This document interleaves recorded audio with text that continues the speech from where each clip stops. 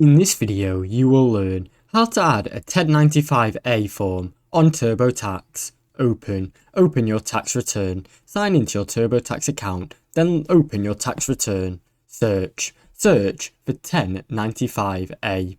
In the top search bar, type 1095-A. Click Jump to 1095-A in the results. Answer health insurance questions. Turbotax will ask you health insurance through the marketplace. Choose yes if you've got coverage through healthcard.gov or state exchange. Enter your 1095A details. Enter your information about your 1095A form, such as your policy number, covered individuals and monthly premiums. This info is usually in part 3 of the 1095A.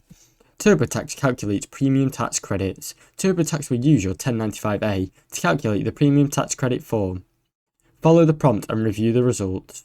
Make sure it is correct. Now you know how to add your 1095A form on Turbotax. Thanks for watching. Don't forget to like and subscribe.